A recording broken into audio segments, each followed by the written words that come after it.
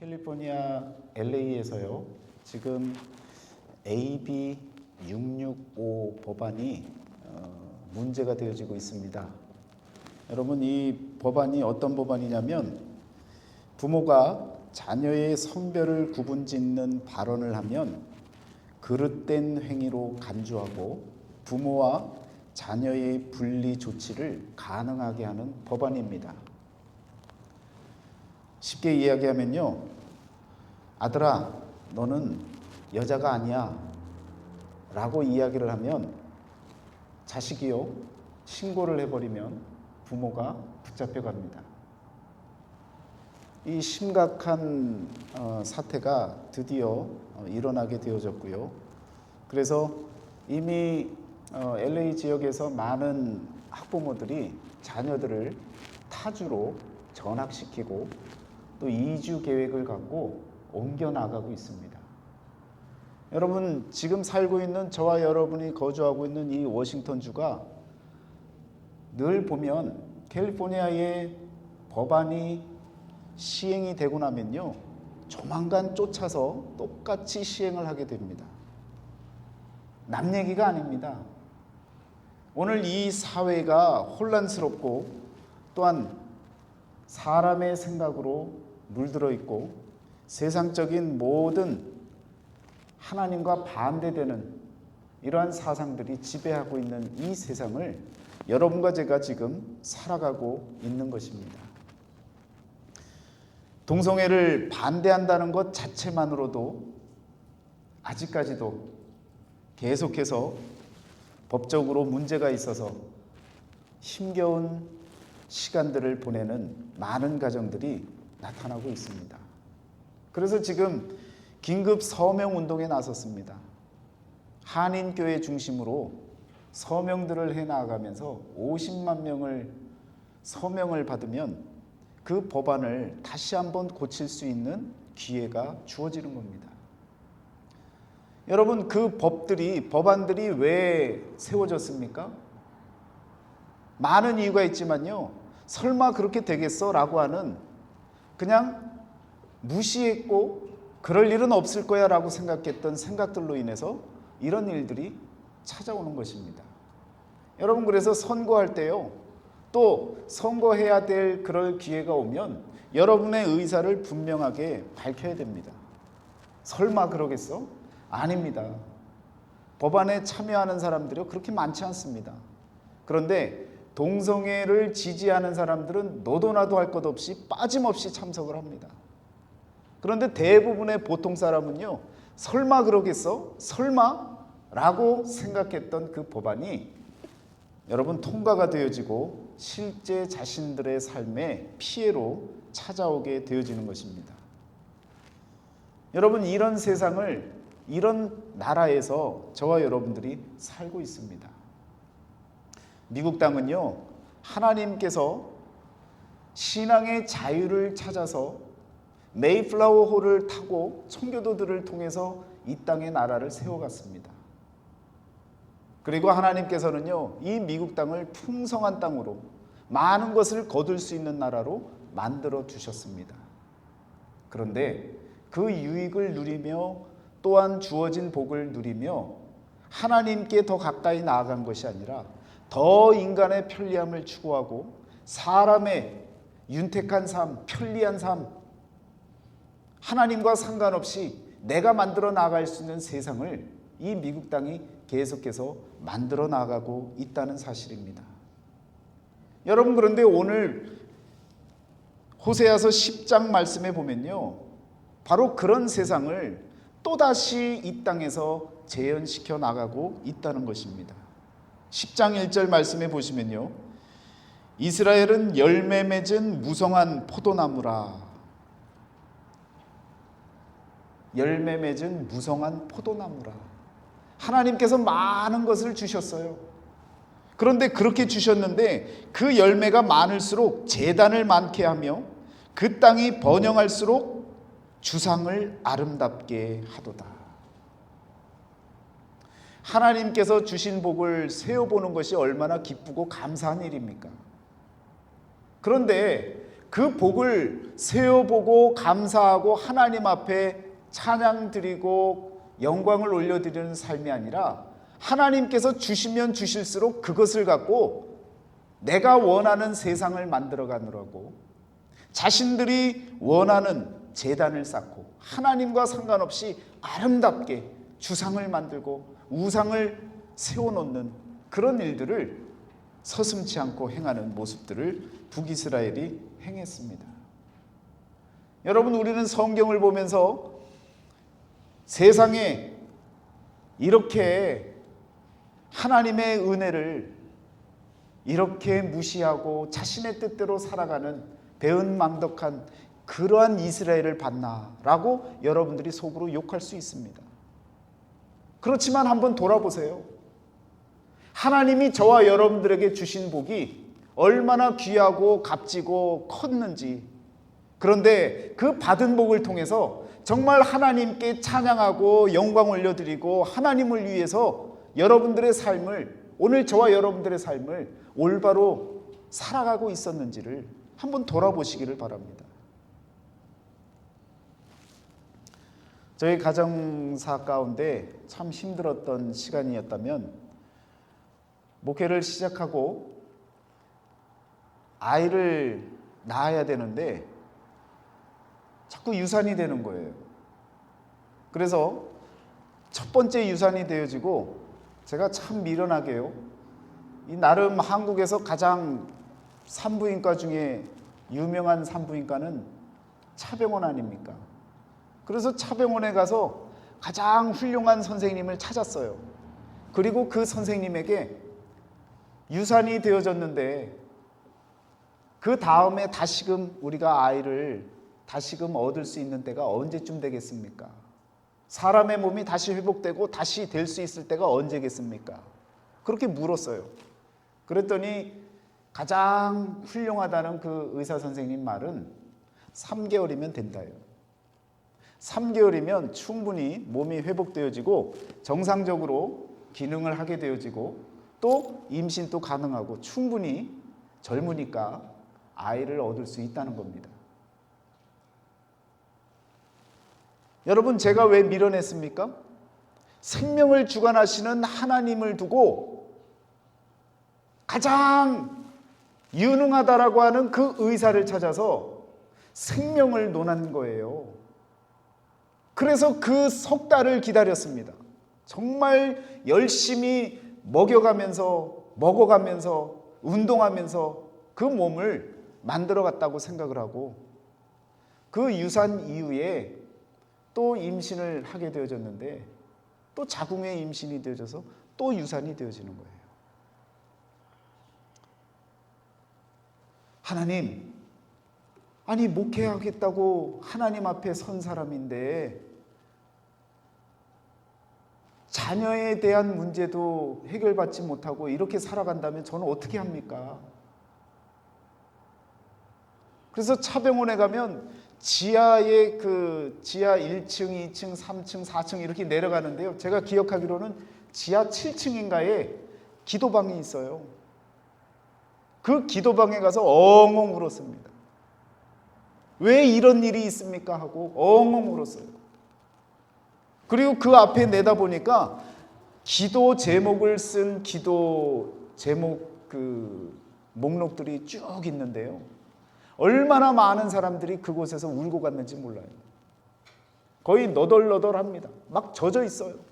그런데 그냥 생명을 살려달라고, 암을 고쳐달라고, 아이를 갖게 해달라고, 또 여러 가지 많은 질병을 고쳐달라고 수없이 많은 문제들을 놓고 그렇게 하나님 앞에 부르짖고 간구하는 사람들이요, 너무 많은 거예요.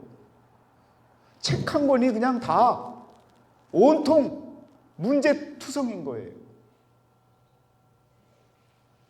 그래서 그곳에서 하나님, 생명을 주시면 두 번째까지 이렇게 하셨는데 제가 지혜롭지 못하게 사람의 말을 믿고 의술을 믿고 이렇게 덤볐던 저를 용서해 주세요. 자식을 낳으면요, 이건 이제 제 자식이 아닙니다. 하나님 자식으로 믿고 있는 동안 잘 관리할 테니까 하나님 기회를 주세요. 그리고 나서 아이를 낳았는데요. 4kg가 넘는 정도로 아주 튼튼한 아이가 나왔습니다. 그런데도요, 그 아이를 뭐 여러 가지 검사들을 하잖아요. 그래서 막 검사하고 주사 놓고 또 검사하고 할 때마다 하나님 건강하게 지켜주세요. 건강하게 지켜주세요. 그냥 건강만 할 수 있는 그런 자녀로만 지켜주세요. 하나님이 주신 은혜로 복으로 자녀를 얻었는데요, 그 자녀의 건강을 위해서 그렇게 기도를 합니다. 그런데 중간중간에 아이가요 막 그냥 큰 어려움을 겪습니다. 가와사키라고 하는 병에 걸려서 하루만 더 넘기면 고열로 죽을 일이 있었고요. 그래서 모든 심혈관 모든 것을 다 검열하고 정리하고 매번 아이를 병원에 맡기면서 검사를 해야 되는데 미국 땅에 오게 되어진 거예요. 병원에서는요 가지 말라는 거예요. 아니면 가서 매번 6개월마다 와서 체크업을 하고 검사를 하라는 거예요.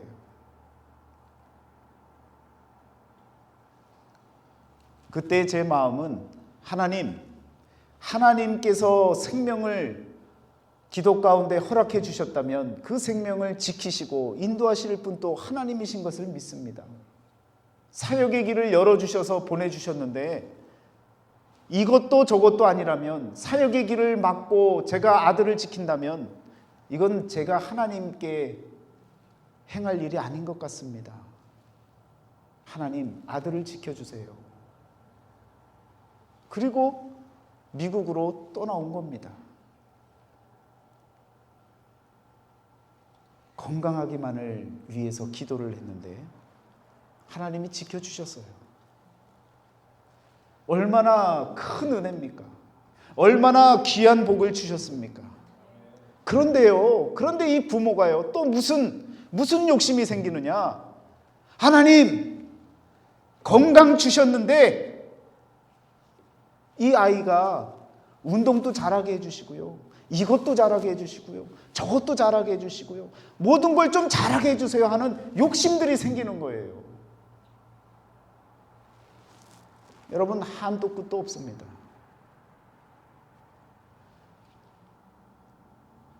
오늘 우리들에게 주신 은혜가 크고 또 우리들에게 허락하신 복이 많은데 주어진 복을 세는 것보다는 더 필요한 것을 원해서 더 쫓아나갈 때가 얼마나 많습니까?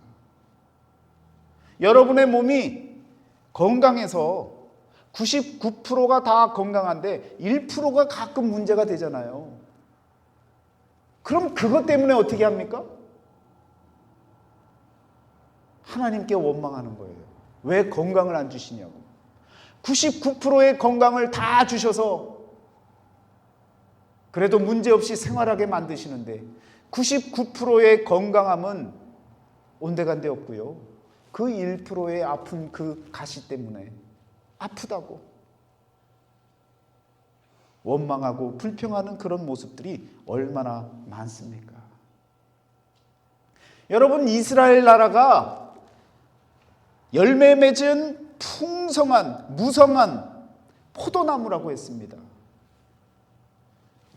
호세아서 2장 8절에 보시면요, 곡식과 새 포도주와 기름은 내가 그에게 준 것이요. 하나님이 주셨다 그랬어요. 그들이 바알을 위하여 쓴 은과 금도 내가 그에게 더하여 준 것이거늘 그가 알지 못하도다. 여러분과 제가 누리고 살아가고 있는 모든 환경은요, 여러분이 가지신 것이 아니에요. 하나님이 주시는 거예요. 하나님께서 허락하시는 은혜 가운데 하나님의 복으로 저와 여러분들에게 주시는 놀라운 섭리인 겁니다. 그런데 세어보면 세어볼수록 많은 그런 모든 하나님의 은혜를 자신의 이름을 드러내기 위한 제단을 만들고 자신의 취향에 맞는 주상을 만들고 부귀영화를 누리게 만들어줄 것 같은 그런 우상을 세우고 하나님께서 주시면 주실수록, 가지면 가질수록 그것을 갖고 더 하나님을 위해 사용하는 것이 아니라 더 속된 인간의 마음을 드러내기 위해서 사용하고 있다면, 오늘 저와 여러분들은요, 지금 북이스라엘이 멸망을 코앞에 두고 호세아 선지자를 통해서 지금 경고의 말씀을 듣고 있는 그 상황과 다를 바가 없다라는 것입니다. 분명히 이것은 잘못된 방향으로 나아가고 있는 것입니다. 오늘 저와 여러분들에게 주시는 이 말씀은 그 원인이, 그 문제가 무엇인지를 아셔야 되잖아요. 그 문제가 되어지는 부분이 10장 2절에 나옵니다. 그들이 두 마음을 품었으니 라는 표현입니다.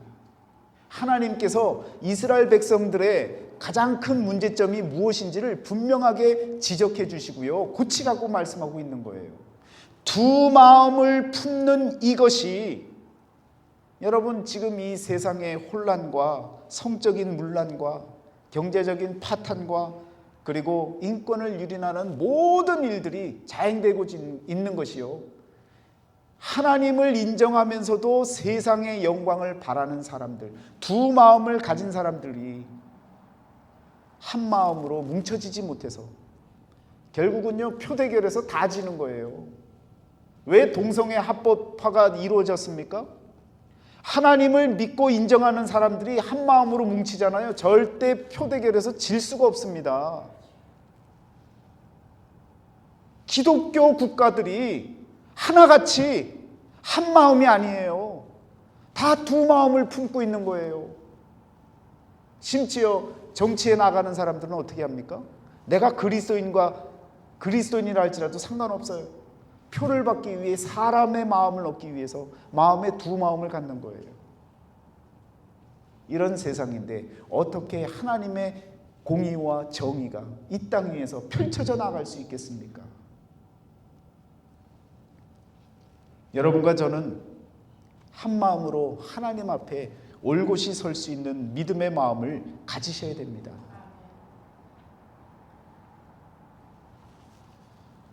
두 마음을 품는 이 마음 때문에 결국은 돌이키지 않았을 때에 이스라엘 백성들이 아수르에 의해서 무너져 내린 사실을 역사적으로 우리가 보게 되어집니다. 어떤 누구에 의해서 무너질지 몰라도 여러분과 제가요, 두 마음을 갖고 사는 이상 올바로 설 수가 없다는 것은 분명히 기억하셔야 됩니다. 여러분, 그런데 이 두 마음을요, 어원에서 보니까, 어원적 의미로 보니까 나누어지다라는 말은 여러분들이 쉽게 이해하실 거예요. 그런데 또 다른 의미가 있습니다. 두 마음을 품었으니 라는 이 표현의 어원적인 의미가요, 속이다라는 거예요. 여러분이 여러분 스스로를 속이는, 자기 자신을 속이면서 살아가는 그런 모습도 두 마음을 품는다는 거예요. 아무도 몰라요. 그 누구도 여러분의 마음을 몰라요. 하나님은 아십니다. 그런데 눈에 보여지는 사람들 앞에서 자기 자신을 자꾸 속이는 거예요. 안 그런 척하고 사는 거예요. 그런 그 마음도 두 마음을 품는 마음이라는 겁니다. 더 나아가서는요, 이런 의미도 담겨져 있습니다. 머뭇거리다. 결정치 못하고 이쪽도 저쪽도 아닌 회색지대에 머물러 있는 그런 모습의 삶을 산다면 마찬가지로 두 마음이라는 거예요. 제가 이 어원을 확인하면서요, 놀랬습니다. 나뉘어지는 그 두 가지를 다 품는 것뿐만 아니라 이것도 저것도 아닌 머뭇거리는 그 상태마저도 두 마음이라고 하는 표현으로 적혀져 있는 모습을 보고요, 하나님의 말씀 앞에서 예스면 예스라고 말할 수 있고 아니면 아니요라고 말할 수 있는 그런 분명한 결단을 저와 여러분들이 내릴 줄 알아야 된다는 말씀입니다. 고린도후서 1장 19절에 보면요, 너희 가운데 전파된 하나님의 아들 예수 그리스도는 예하고 아니라 함이 되지 아니하셨으니 그에게는 예만 되었느니라. 한 마음인 거예요.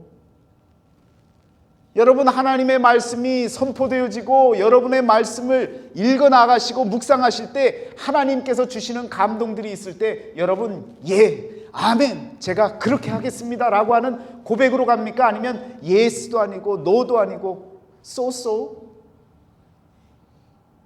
중간지대를 택해서 회피하고 도망가고 아닌 척하고 머뭇거리고 자기를 속이고 그렇게 살아나간다면 이 마음도 두 마음을 품은 것과 똑같다는 얘기예요. 아유, 목사님, 저 두 마음 안 품었어요. 신앙생활 하잖아요.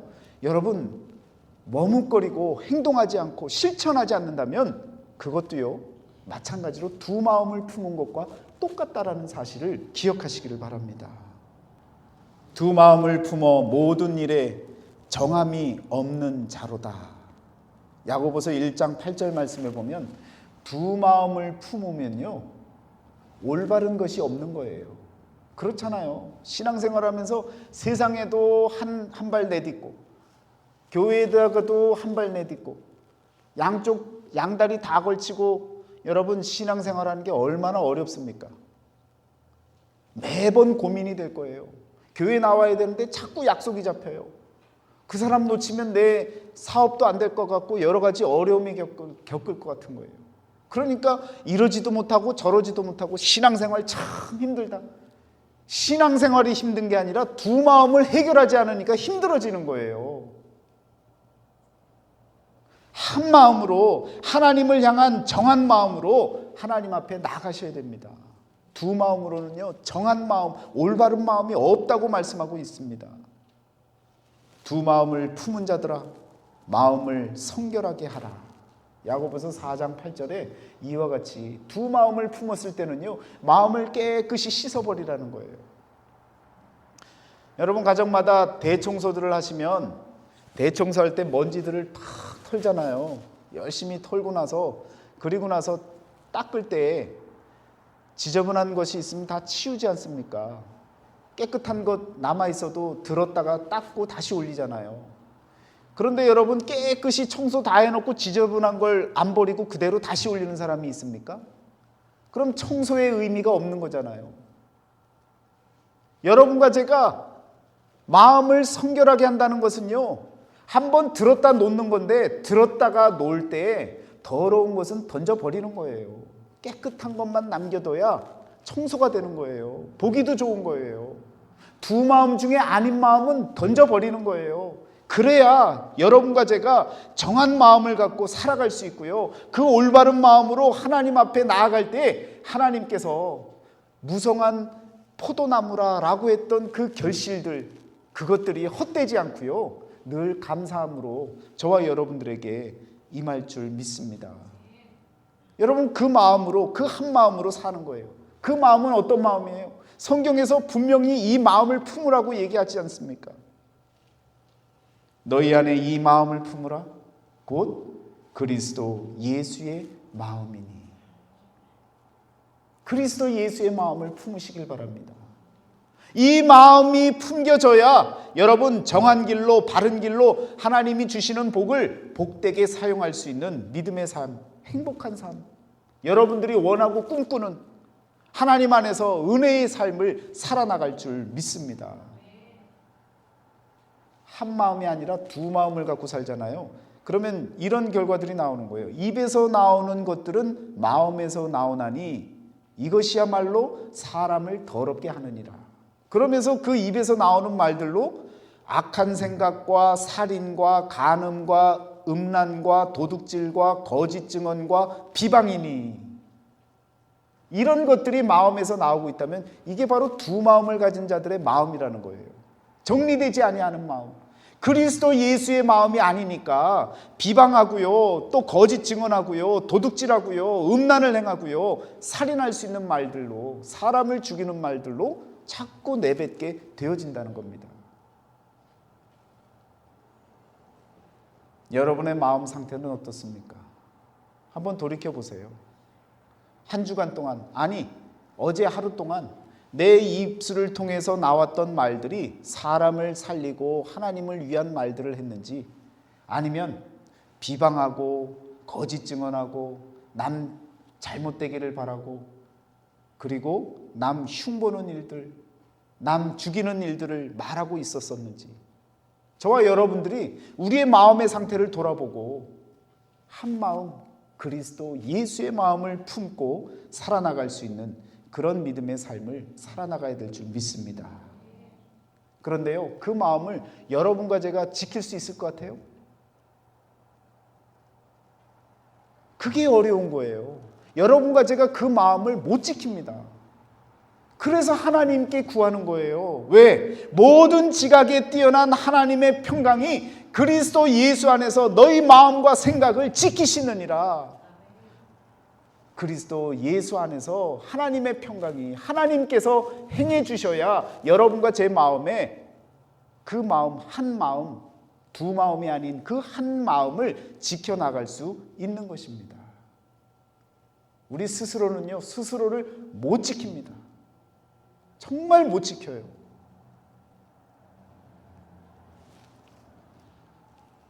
오늘 말씀해 보면요, 우리가 여호와를 두려워하지 아니함으로 우리에게 왕이 없거니와 왕이 우리를 위하여 무엇을 하리요? 이와 같이 막말을 내뱉습니다. 여러분, 이건 하나님을 비하하는 말이죠. 하나님이 왕이 되어지신데 왕이 없다 그래요. 또 왕이 있어도 마찬가지로 여러분 필요 없다는 거죠. 왕이 도대체 뭘 해주냐는 거예요. 여러분, 그런 말씀들 하십니까? 하나님에 대한 비하의 말들을 할 때가 있습니까? 이런 이야기들을 할 때가 있어요? 하나님 계십니까? 하나님 계신데 이 모양입니까? 큰일 날 일인 거죠. 그런데 우리가 종종 이런 말들을 해요. 종종 주변에서 듣는 얘기들입니다.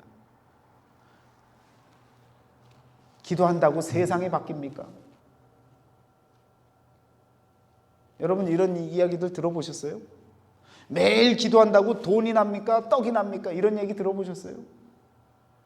안 들어보셨으면 감사한 일이에요. 신앙생활이 밥 먹여줍니까? 이런 표현들, 하나님이 살아계시고 하나님이 이 세상을 주관하시는 만왕의 왕이신 것을 기억하는 자들에게는요, 이건요 정말 하나님을 그냥 무시하는 비하 발언이죠. 신앙이 없는 자들의 표현이 될 수밖에 없는 것입니다. 오늘 12절 본문 말씀에 보니까 너희가 자기를 위하여 공의를 심고 인애를 거두라, 이와 같이 말씀을 증거해 주고 계십니다. 하나님께서 뭐라고 얘기하시냐면 너희를 위해서 스스로 공의를 심으라는 거예요. 체다카라고 하는 이 공의, 의로운 하나님의 성품으로 모든 일들을 준행하고 시작하라는 거예요. 그리고 그 결과들로 일어나는 일들은 어떻게 하라고요? 인애로, 자비하는 마음으로, 헤세드라고 하는 하나님의 자비, 용서해 줄 것은 용서해 줄 수 있는 마음, 관용의 마음으로 결과들을 받아들이라는 거예요. 시작이 잘못됐으니까 여러분 두 마음을 품고, 그리고 하나님이 주신 복이 있는데도 불구하고 그 복을 하나님을 위한 영광된 삶이 아니라 자신을 드러내고 자신을 자랑하고 세상 안에서 편리함을 위해서 사용해 나간다면 시작이 잘못됐으니까 하나님의 의로운 이 의로움으로 그 성품을 갖고 모든 일을 시작하라는 거예요. 그리고 맞이하는 결과들은 자비의 마음으로, 인애의 마음으로 받아들이라는 겁니다. 오늘 우리가 살고 있는 이 세상은요, 아무리 올바로 시작했다고 해도 결과가 예상치에 미달이 되어지면요, 가차없이 그냥 잘라버리거나 던져버립니다. 이것이 세상입니다. 그러나 하나님은요, 올바로 시작하고 그 끝이 아름답지 못한다 할지라도, 부족하다 할지라도 인애의 마음으로 그 결과를 받아들이라고, 용서하는 마음으로 함께하라고 살아가는 겁니다. 그런 마음을 갖고 우리가 살아가야 된다는 거죠. 오늘 우리들은요, 바로 이런 정신, 시작과 끝이 어떻게 잘 정리되어져야 할지, 어떤 태도로 우리가 임해야 할지를 말씀을 통해 깨달아야 됩니다. 그리고 나서 너희 묵은 땅을 기경하라는 거예요. 여러분, 그런 정신을 준비하고, 그리고 묵은 땅 때문에 더 이상 열매를 맺지 못하고 어떤 씨앗도 뿌릴 수 없는 딱딱한 땅이 되어진 그런 묵은 땅을 갈아엎으라는 거예요. 여러분과 제 마음속에 아주 딱딱해진, 부드럽지 못하고 굳어져 버린 세상의 마음들, 아무리 찔러도 피도 안 나고 눈물도 나지 않을 아주 메말라 버린 그런 땅, 그런 상태의 마음이라면요, 여러분 갈아엎어야 되는 겁니다. 갈아엎으시고 부드럽게, 그리고 옥토가 되게끔 하나님의 말씀이 심겨지면 그 씨앗이 자라날 수 있는 길을 열어줄 수 있는 그런 마음들이, 그런 부드러운 마음들이 되어주셔야 되는 것입니다.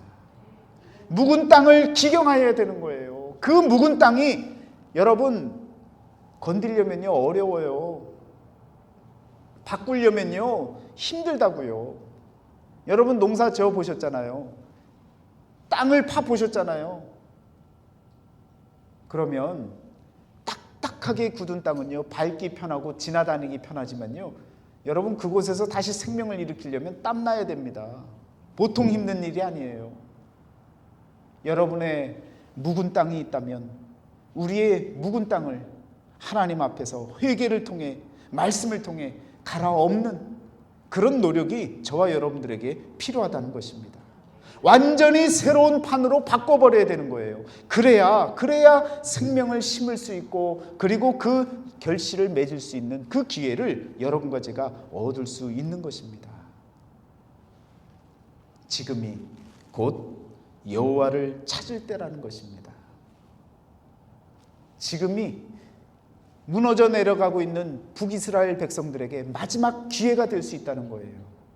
지금 이 기회를 놓치면, 그 묵은 땅을 기경하지 아니하면, 올바른 시작과 끝맺음이 없으면 여러분 하나님께로 나아가지 않는다면 마침내 여호와께서 오사 공의를 비처럼 너희에게 내리시리라.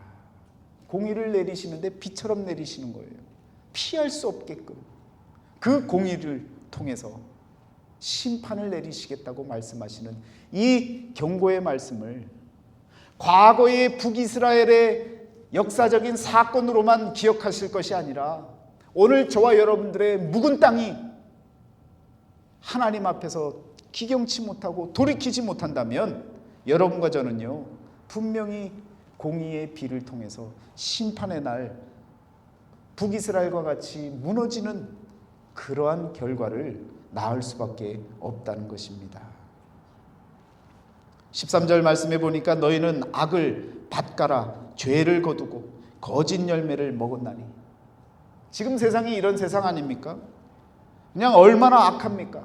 그걸 갖고 그냥 사람들 관계 안에서 밭을 갈고, 그리고 또 그 죄를 막 걷어들이고 있는 거예요. 그걸 걷어들이고 그냥 거짓 열매, 잘못된 것들 상관없이 그냥 그걸 먹고 사는 겁니다. 그리고는 나는 건강하고 나는 잘 살고 있고 나는 올바른 삶을 산다고. 이것이 바로 지금의 우리의 세상의 모습이라면 저와 여러분들은요 바꿔야 되는 거예요. 어떻게 바꿀 수 있습니까? 악을 밭가라 죄를 거두고 거짓 열매를 먹었던 과거의 우리의 삶이었다면, 지금은요 선을 밭갈아서 의를 거두고 진리의 열매를 먹을 수 있는 그런 삶으로 저와 여러분들이 바꾸어 나가야 될 줄 믿습니다. 한 교단에 같이 신학교 때 공부했던 목사님이 전화를 해왔습니다. 그러더니 림 목사, 나 고민이 많아. 왜, 무슨 고민인데? 나 교단 나가야 될 것 같아. 그런데 7년만 있으면 연금이 괜찮거든. 한 5천 불 이상도 받을 수 있는데 고민이야. 그건 당신이 결정할 일이지. 잘 생각하고 잘 결정해. 그리고 나서 몇 달이 지나고 나니까 그 교단에서 나왔어요. 그때는 비로소 하나님이 기뻐하실 거야. 하나님께서 지켜주실 거야. 걱정하지 마. 그렇게 결단하기를 기다렸어. 그런 통화를 하면서 얼마나 마음이 기뻤는지 몰라요. 여러분, 목사들도요, 똑같은 인간입니다. 많은 고민거리들이 있어요. 결단해야 할 결단 내용들이 있습니다. 하나님과 정반대의 길을 걸어가야 하는 그런 상황 가운데서 결단해야 될 때가 있다고요. 여러분, 인생에 한 번 정도는 무너져도 하나님을 위해서 무너져 보는 그런 체험이 있고 경험이 있다면 얼마나 뿌듯하겠습니까?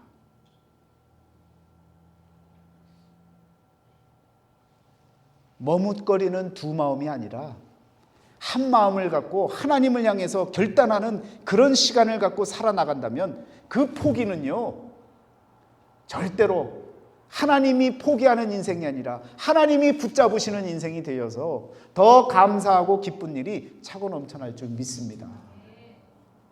우리가 결단해야 할 때요, 그런 포기를 강하게 믿음으로 행해 나가야 됩니다. 하나님께서는요, 그런 것을 기대하고 바라보고 계시는 거예요.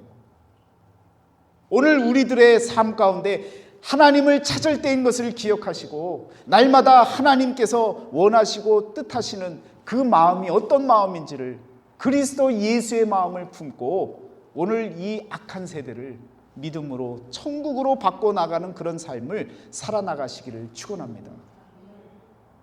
여러분, 교회를 더 아름답게 짓고 더 화려하게 짓고 여러 가지로 많은 것을 꾸미면 꾸밀수록 더 만들어지는 것은요, 종교심이에요. 세련되게 만들고 시대에 걸맞는 멋진 교회 예배당을 짓고자 사람들이 그냥 같이 머릿돌에다가 예수 그리스도의 이름을 새기는 게 아니라 자신들의 이름들을 열심히 새겨놓잖아요. 대대로 그냥 복된 인생이라고. 복되죠. 하나님의 전을 건축을 했는데. 그런데 굳이 그 이름을 거기다 넣어야겠습니까? 화려해지고 드러내기 시작하고 그러다 보면요, 사람의 마음은 종교심으로 가득 차게 되어집니다. 이스라엘 백성들이 무너졌던 가장 큰 이유는 하나님을 믿는 복음이 종교로 바뀌어지고 종교심이 강해져서 보여지는 것에 혈안이 되어져서 자꾸 잘못된 길을 걸어갔던 것입니다. 여러분과 저는요, 이제 하나님을 찾을 때입니다. 마음을 기경하고 하나님께 돌아 나아갈 때에 우리의 마음은요, 보여지는 것에 중점을 두는 것이 아니라 보이지 아니하는 하나님의 성전을 향해서 달려갈 수 있는 마음으로 나아가시기를 축원합니다. 지금은 여호와를 찾을 때입니다. 과거 잘못된 이스라엘의 역사를, 그 전철을 되받는 미련한 자가 아니라 지혜로운 가정들, 지혜로운 개인들이 다 되어주시기를 주의 이름으로 축원합니다. 기도하겠습니다. 사랑의 하나님, 감사합니다. 날마다 하나님 은혜로 살게 하시고 하나님의 뜻대로 모든 일들을 준행해 나아갈 수 있는 믿음의 사람들이 다 되게 하여 주옵소서. 지금은 여호와를 찾을 때인 것을 다시 한번 마음에 새기고 북이스라엘에 무너졌던 그 이유가 마음에 두 마음을 품었기에, 세상 마음과 하나님을 향한 마음을 함께 품었기에 하나님, 무너져 내린 과거를 기억하고 우리는 다시금 하나님 앞에 한 마음으로 그리스도 예수의 마음으로 나아갈 수 있도록 은혜 내리어 주옵소서. 우리에게 주신 모든 은혜와 복이 하나님을 향한 귀한 감사의 조건이 되어줄 수 있도록 하나님 깨닫게 하시고 또한 그 길을 걸어갈 수 있는 믿음의 용기도 허락하여 주옵소서. 예수 그리스도의 이름으로 감사하며 기도드렸사옵나이다. 아멘.